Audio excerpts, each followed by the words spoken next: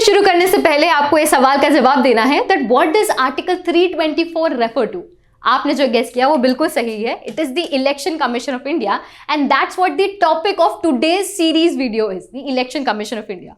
तो देखिए, मैं एक सीरीज चला रही हूं जहां टॉप 10 नेशनल ऑर्गेनाइजेशन जो आपने कभी ना कभी न्यूज़पेपर में देखी है, हेडलाइंस में देखी है, उन्हें बहुत ही कम वक्त 5 से 7 मिनट के अंदर कवर करने की कोशिश करती हूँ, जहां उसकी हिस्ट्री, फंक्शंस, पावर सब कुछ कवर होते हैं। मैंने ऑलरेडी बहुत सारे वीडियोस बनाए हैं, अगर आपने वो नहीं देखे हैं तो उसका प्लेलिस्ट जरूर चेकआउट कीजिएगा। आज की हम ECI को कवर करना शुरू कर रहे हैं, बट इसके पहले मैं आपको कुछ कोर्सेज के बारे में जानकारी बताना चाहूंगी, जिसका लिंक आपको नीचे डिस्क्रिप्शन में मिल जाएगा। तो अगर आप लॉ की तैयारी कर रहे हैं, हमारे पास मॉक टेस्ट है जिससे आपकी मदद हो सकती है। क्लैट यूजी की आप अभी भी अगर आपको लगता है कि लास्ट मिनट आपको प्रिपरेशन करनी है और एक जगह आपको सारी चीजें मिल जाए, तो आप इस कोर्स में एनरोल करें जो ऑलरेडी 50% डिस्काउंट में चल रहा है। फिर अगर आप देखना चाहें तो हमारे करंट अफेयर्स के इस लॉ एंट्रेंस वाले कोर्स को दे सकते हैं, जो स्पेसिफिकली आपकी लीगल ऑडियंस के लिए बनाया गया है। आपके सारे इंपॉर्टेंट करंट अफेयर्स यहाँ कवर्ड हैं। फिर अगर आप सोचते हैं कि आपकी बाकी एग्जाम्स चाहे SSC हो, बैंकिंग, PSC, वो अगर कवर हो सारे important current affairs in video format, then you can check out this course as well. So with that information, let's start this video with another question. Is ECI a constitutional body? कभी भी आप कोई भी body देखें, make sure आप उसका type समझ लें कि क्या ये रेगुलेटरी बॉडी है, स्टैट्यूटरी बॉडी है, कॉन्स्टिट्यूशन बॉडी है।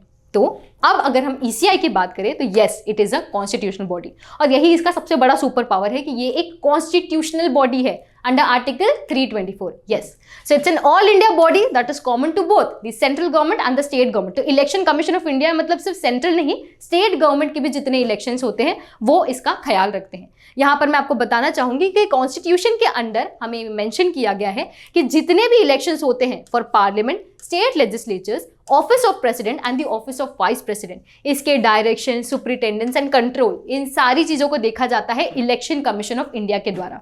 इसलिए मैंने कहा सेंट्रल गवर्नमेंट और स्टेट गवर्नमेंट। तो ये जो टेबल है यहाँ आपके सामने, इसे आप ध्यान से देखिएगा। कई बार सवाल आता है इसी से रिलेटेड कि which of the following is conducted by ECI, which of the following is not conducted by ECI। Okay, यहाँ एक नोट मेंशन है कि आपके जितने भी पंचायत के इलेक्शंस होते हैं प्लस म्युनिसिपैलिटी के इलेक्शंस होते हैं, वो देखे जाते हैं स्टेट इलेक्शन कमीशन के द्वारा। ठीक है, बहुत इंपॉर्टेंट है ये बहुत ही इंपॉर्टेंट डिफरेंशिएशन है ECI और स्टेट इलेक्शन कमीशन के बीच में।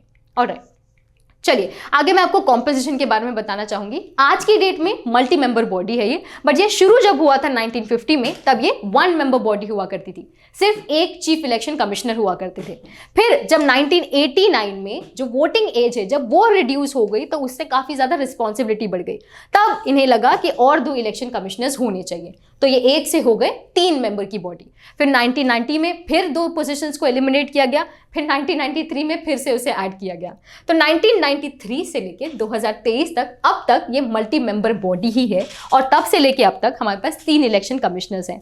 अगर आप यहाँ देखें तो हमारे करंटली चीफ इलेक्शन कमिश्नर है Rajiv Kumar, then election commissioners are Anup Chandra Pandey and mister Arun Goyal.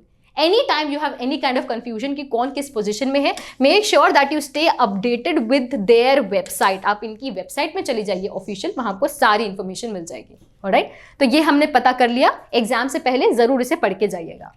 अब अगली बात आती है कि जो हम CEC देख रहे हैं, EC देख रहे हैं, ये है क्या। देखिए, हमने देखा 3 लोग हैं, 3 पोजीशंस हमने जो है समझने की कोशिश की। CEC, ECs 2 होते हैं, पर भले इनकी 3 अलग अलग पोजीशन है, बट इनके पावर्स जो है वो सेम होते हैं। इनके जो एमोल्यूमेंट्स होते हैं, जो सैलरीज होती हैं, वो भी सेम होती है, and it is similar to that of a जज। मतलब इनका ओहदा आप समझ लीजिए कितना इंपॉर्टेंट है, आपस में भी ये इक्वल है, और इनकी पोजीशन भी काफी ऊपर है, because they are an the same position as that of a supreme court जज।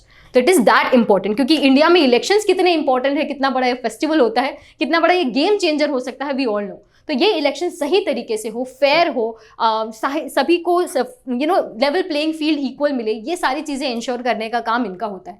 इसलिए इनको इतनी अच्छी पोजीशन और इतनी ऊंची पोजीशन दी जाती है। अब अगर इन्हें कोई डिसीजन लेना है और इन्हें लगता है कि कोई डिफरेंसेस आ रहे हैं, तब वो जो डिफरेंस अगर आ रहा है तो डिसीजन लिया जाता है मेजॉरिटी के बेसिस में, 2:1 का रेशियो हो जाएगा। ठीक है, इनके ऑफिस टर्म की बात करें तो कॉन्स्टिट्यूशन में कहीं पर भी इनका ऑफिशियल टर्म जो है टेन्योर कहीं पर मेंशन नहीं है। ये जो 6 years और until the age of 65 is mention under the election commission act of 1991। ठीक है, तो कॉन्स्टिट्यूशन में इनका टेन्योर नहीं मेंशन है, पर हाँ ये मेंशन है अंडर दिस पर्टिकुलर एक्ट।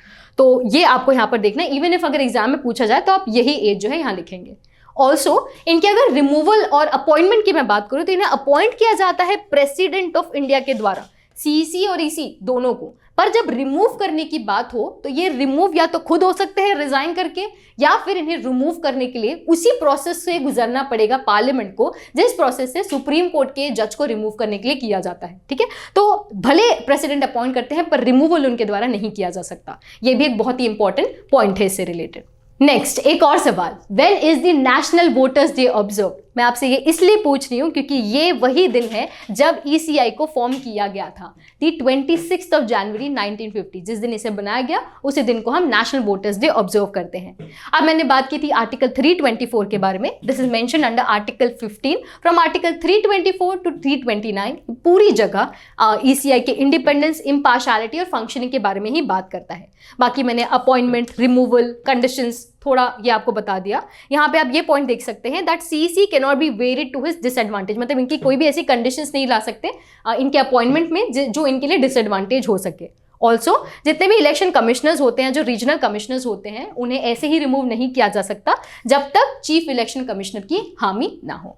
फिर आपको लास्टली मैं इनके पावर्स और फंक्शन से थोड़ा रूबरू कराना चाहूंगी। इसमें कुछ एडमिनिस्ट्रेटिव, कुछ एडवाइजरी और कुछ क्वाज़ी जुडिशियल फंक्शंस होते हैं। जैसे कि अगर एडमिनिस्ट्रेटिव की बात करें तो डिलिमिटेशन कमीशन एक्ट के तहत इलेक्टोरल कॉन्स्टिट्यूएंसीज को डिटरमाइन करना होता है, इलेक्टोरल रोल्स को प्रिपेयर करना, रिवाइज करना, जितने भी नए एलिजिबल वोटर्स हैं उन्हें रजिस्टर करना, जो पॉलिटिकल पार्टीज हैं उन्हें इलेक्शन सिंबल्स देना, मॉडल कोड ऑफ कंडक्ट या आचार संहिता को लागू करना, जितने भी इलेक्शन रिलेटेड शेड्यूल्स है उन्हें लागू करना, ये एडमिनिस्ट्रेटिव फंक्शन होता है इनका। एडवाइजरी जुरिस्डिक्शन की बात करें तो इन्हें पोस्ट इलेक्शन डिस्क्वालिफिकेशन, जैसे कि अगर किसी sitting member of the parliament या स्टेट लेजिस्लेचर से रिलेटेड बात करें तो उस पर एडवाइस दी जाती है इनके द्वारा। पर यहाँ आप ये ध्यान दें कि इनका जो भी ओपिनियन होता है वो बाइंडिंग होता है ऑन द प्रेसिडेंट और the governor whatsoever the matter में बी। इसके अलावा अगर किसी का केस सुप्रीम कोर्ट या हाई कोर्ट में चला गया with relation to the corrupt practices of elections, तो वो भी देखा जाता है इलेक्शन कमीशन के ही द्वारा, इन्हें फॉरवर्ड किया जाता है। क्वाज़ी जुडिशियल पावर्स की बात करूं तो अगर कोई लड़ाई चल रही है, कोई डिस्प्यूट चल रहा है मर्जर या स्प्लिट से रिलेटेड पॉलिटिकल पार्टीज में, तो वो भी यही सेटल करते हैं। प्लस अगर किसी कैंडिडेट ने सही वक्त में सही तरीके से इलेक्शन एक्सपेंसेस को फाइल नहीं किया है तो उन्हें डिस्क्वालीफाई भी किया इनके द्वारा जा सकता है। So with that it's a wrap about election commission of India. I hope आपको सारी चीजें समझ में आई हो। वैसे मैं आपको इसकी इंपॉर्टेंस, इसके सारे चैलेंजेस भी बताना चाहती थी। अगर आप वो भी जानना चाहते हैं तो हमारे कोर्सेज में एनरोल जरूर कीजिए, जहां मैंने इसका एक एग्जॉस्टिव कवरेज जो है बनाया है। अब क्योंकि इस पूरे सेशन में हमने बहुत सारे MCQs डिस्कस किए, एक और सवाल, 2 सवाल मैं आपसे पूछना चाहूंगी। पहला है, आपको एक मूवी आइडेंटिफाई करना है जिस मूवी में राजकुमार राव ने लीड लिया था, जहां पे उन्होंने इलेक्शंस को कंडक्ट करने की ही पूरी कोशिश की थी। उस पूरी मूवी में किसी नॉर्थ इंडिया के जंगल की बात की गई है। उस मूवी को गेस कीजिए, मुझे कॉमेंट करके बताइए। और नेक्स्ट ऑर्गेनाइजेशन कौन सी होने वाली है वो भी गेस कीजिए, जहां हम उस बॉडी को बात करेंगे जहां जो एक्चुअली पूरे स्पेस रिलेटेड एक्टिविटीज के बारे में देखती है, उसे ही हैंडल करती है। Guess what the organization is going to be about, and till then keep learning. I shall see you in the next one. Make sure to like and subscribe to our channel.